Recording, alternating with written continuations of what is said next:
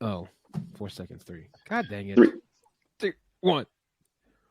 What's up, everyone? It's Mike from the Air Raid Tech Podcast, your home of the unfiltered, unscripted, 100% authentic, because that's what you're going to get each and every week. Nonetheless, if you're watching the live show, call in. We would love to hear your thoughts. Call And in. feel free to let us know your thoughts, even if it's not Denver related. Give us your playoff predictions, so on and so forth. But without further ado, it's an honor to have my good friends on tonight, all the way from the Oklahoma City metro area, Mr. Super Dave, and all the way from beautiful Colorado, Clyde the Glide. Gentlemen, how are you guys? Recovering from an illness. Hopefully Yeah, not COVID. Yeah, and I'm recovering from a long, busy day of zipping around. So, I know that feeling. yeah, it's like just one thing after another to-do list, and it's just like check mark, check mark, check mark, check mark. Finally done. Sit down and get this podcast thing taken care of. Heck yeah. Well, first off, I'm glad you guys were able to come on because we got a lot to talk about. Clyde, I know it feels like it's been now 2 months since I last saw you, but it's actually 3 weeks since I last saw you. No, a little bit longer than that, I think. 3 weeks or 4 weeks now. 4, I don't know, something like that. For all you listeners out there, I was in Colorado during week whatever that was when we beat Arizona, but got to meet Clyde finally in person, not over the phone. And I'll tell you what, dude, he's a real deal in person and on virtual, and he is a heck of a bowler. Thanks, man. He fooled me by 100 yards, and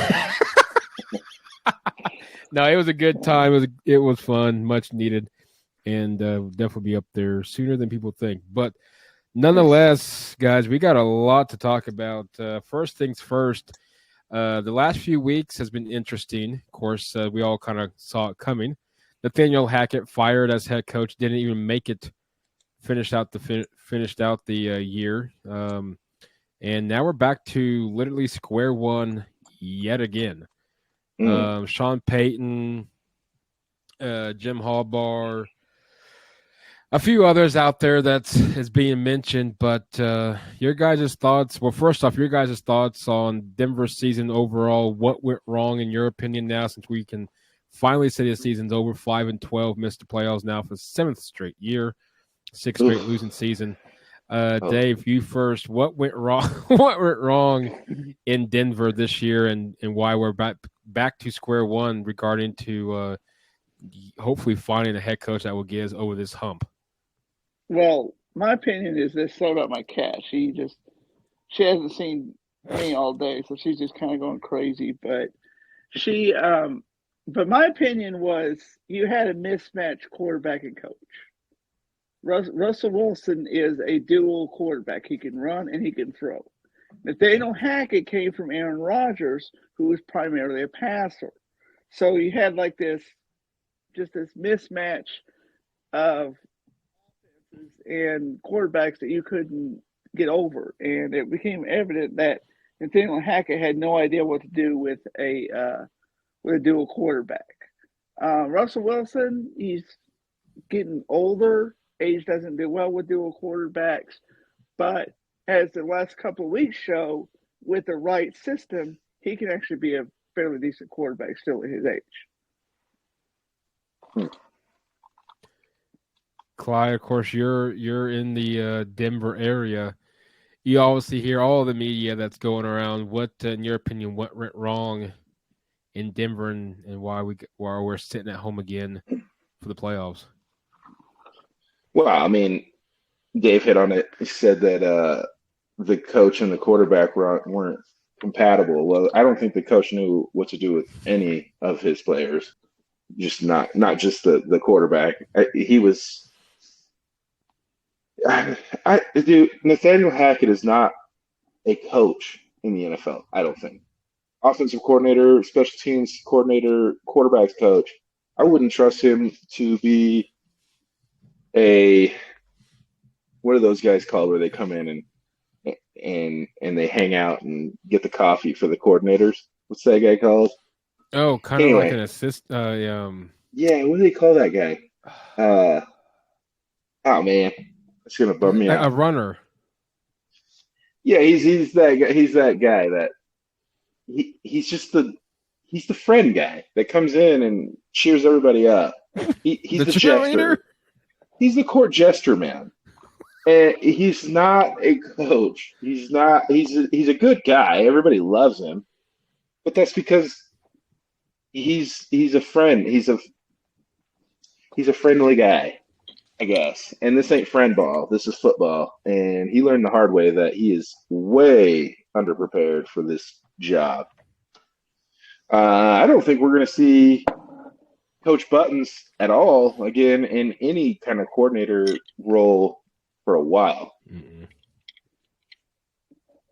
Would you trust him to even coach your high school team? Honestly, I'm not being I'm not being mean. I'm being honest. Like I don't think he knows what he's doing at all. I think his kids are young, so that obviously limits that. I would like if obviously, well, Valor and Cherry Creek definitely ain't, but even these smaller low grade, even these smaller low grade high schools, I don't know, dude. I don't think so. I think he's unfortunately going to have to regroup his man card and figure out what he did wrong. And it's obviously proof in the pudding that he was a portion of the main issue because the last 2 weeks, that offense looked pretty good. Nothing that we saw the first 15 games, but the last two. So, well, when the coach holds the players accountable to come up and make plays, not the coaches. That was Hackett, and that's the word around the campfire in Denver media right now is that Hackett was putting everything on the coaches, and he's like, dude, it's the players that play the game. Make them accountable for their play. And that's what's the coach's name that came in? I missed the last couple of weeks. Rosberg or something like that. Rosberg, Jerry, Uncle Jerry came in and made the players play and put them in pads in practice. And they didn't like that, but they came out and beat a good Chargers team that didn't have anything to play for, but they wanted to win that game, man. They wanted to win that game. And so, yeah, I'm pretty excited. What Dave was saying about Russ maybe being able to play a little bit, we saw glimpses of that the last 2 weeks, I think, and definitely the last game of the season showed you what the team can do when they have balance and they want to stretch the field out going over the top.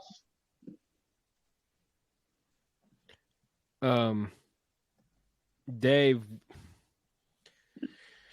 also we had high standards and high expectations this year when it came to when we got Russ and March and the list went on. We thought we had our guy with Nathaniel Hackett.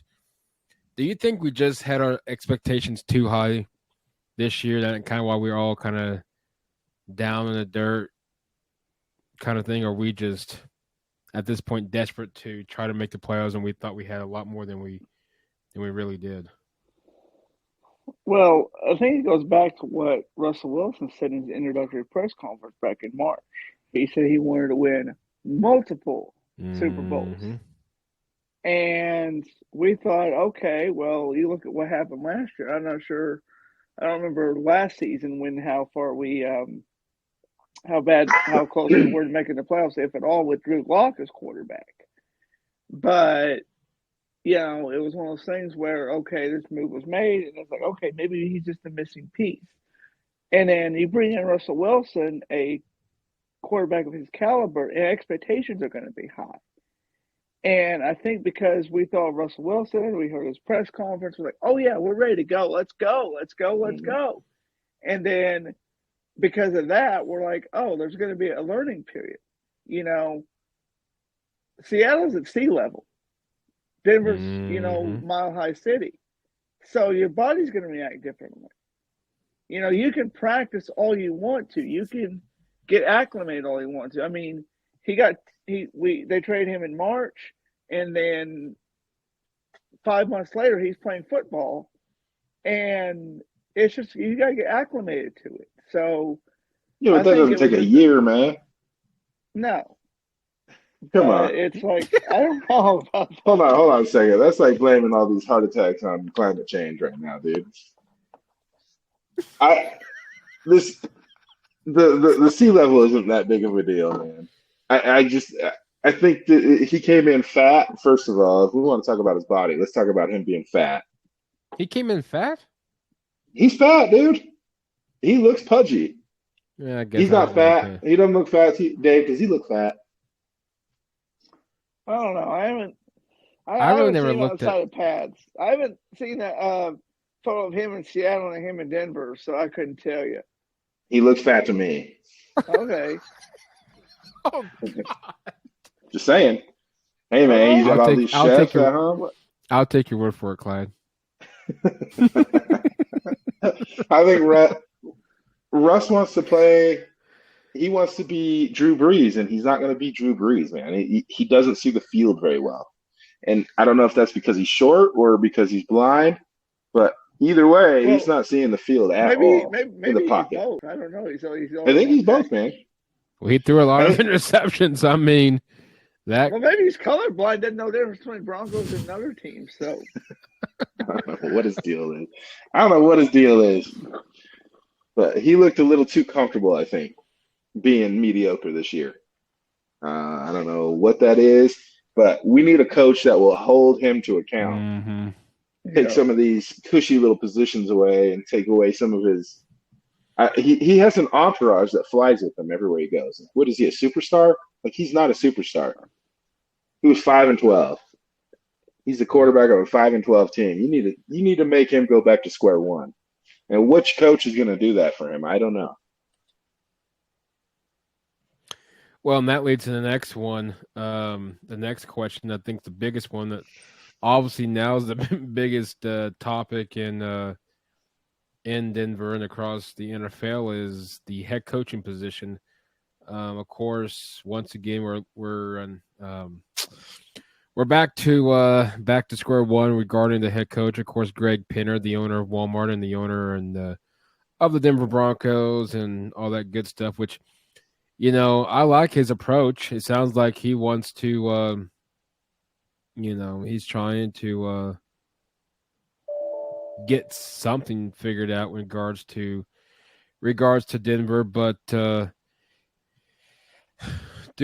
know Clyde and I, we talked about this a while back. I know you mentioned George Payton being the guy that should be the next one out the door in Denver. With Greg Pinner taking full control of this head coaching search and not general manager George Payton, is this a red flag if you're George when it comes to job security? Or do you think that we're about to see a new GM getting tossed out the door? Yeah, it's a red flag. Hell yeah. One of the radio guys here in Denver is D-Mac, and he asked George Payton in that press conference with George. He asked Greg Pinner about George Payton. He's like, why do you have faith in that guy? Why is he still here? And honestly, the answer was, I talked to him because I can talk to him. Like, okay, well that's not a good reason to be around, man. So I think George, after this coach is hired, they're going to go through one more draft. I think George is gone after the draft. Really? Yep. Yeah, especially if they don't, if I may add, if they don't do very well in the draft. If George doesn't do very well for a draft, if he kind of lets some players go that should have been picked and the owners see that, I think they're going to give him the boot. Well, and that's what brings up the next question. Still keep talking about the head coaching position. This brings up the next question due to the fact that obviously we know that we still don't have theoretically a first-round pick. We gave that to Seattle, which I think ended up being fourth or fifth. Fifth. Okay, fifth and for Seattle. So congrats, Russell Wilson's Seattle Seahawks. You guys got our fifth pick in exchange for a 5-12 Russell Wilson. But also we got the first-round pick. We don't know from Miami in the trade for Bradley Chubb, but it's actually theoretically came from the 49ers. We don't know what position that's going to be at because obviously they're in the playoffs. It could be, way back in the first. Which leads to this NFC question. wrap. They're going to be 31-32.